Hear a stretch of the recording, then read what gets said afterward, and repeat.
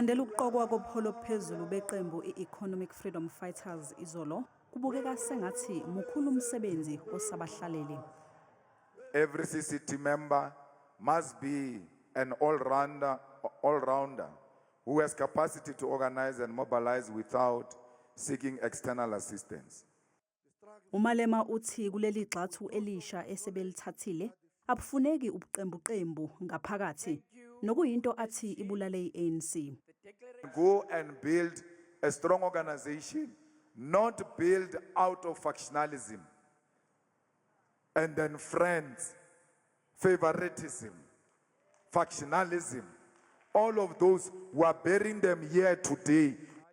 No Ndlovuka iphikiswa abanandawo kuleli qembu. We do not want CCT members who will be defined by ego, self-importance, and disrespect of their fellow leaders and fighters. Njengoba izwe lonke lisadunguze bumnyameni ngobulungu bukaDokotela Mbuyiseni Ndlozi ku-EFF, uMalema uthi umholi obengekho kule ngqungquthela kusho ukuthi akayena umholi we-EFF. All leaders of the EFF are here in front. There is no leader of the EFF who's not here in front. There is no leader of the EFF who's not here in Nazareth. If they are not here, they are not leaders of the EFF. You must never regard them as the leaders of the EFF. Kukho konke ke osekwenzekile limile okholweni lwalo.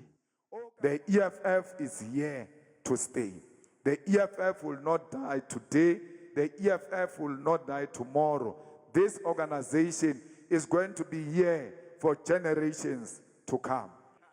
Kule ngqungquthela kubonakale nomholi weqembu iBosa uMusi Maimane.